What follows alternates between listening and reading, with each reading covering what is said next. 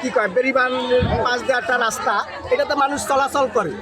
সেটার এই বেরিবানের রাস্তার উপরে বড়দের মোটর বহাইছে। সেই মোটরে মাঝে মাঝে কারেন্ট হয়ে থাকে, অনেক পোলাহান অ্যাক্সিডেন্ট হয়।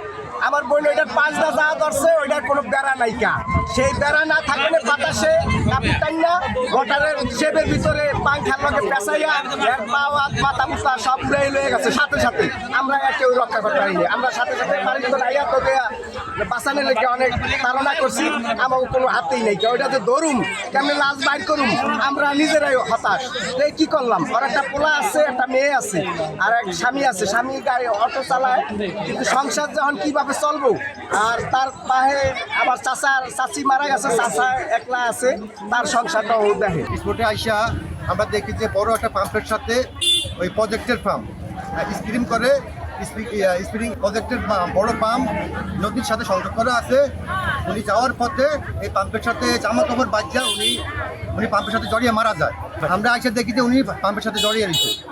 আমরা পাম্পের সাথে জড়ানো অবস্থা ওনাকে আমরা দেখতে পাইছি। দেহটা কি অবস্থা ছিল? দেহ JBS হোল্ডিংস লিমিটেড। দেহটা ছিল আমাদের ক্ষত অবস্থা ছিল।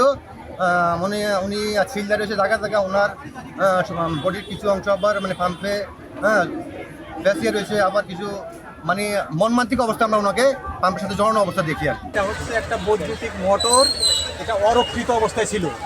পাশ দিয়ে এই মহিলা যাওয়ার সময় সম্ভবত ওনার ওড়না অথবা ওনার বোরকা এই ফিতায় প্যাচ দিয়ে ওনাকে জায়গায় একেবারে আহত, পরবর্তীতে নিহত হয়েছে। আমরা ওনার চুল এবং কাপড় চুপুর কেটে ওনাকে বের করেছি। মেশিনটা অরক্ষিত থাকা মেশিন মালিক, যে যদি এখানে চৌকিদার থেকে থাকে প্রথম হচ্ছে সে, তারপর হচ্ছে মেশিন মালিক, এরা দায়ী হবে।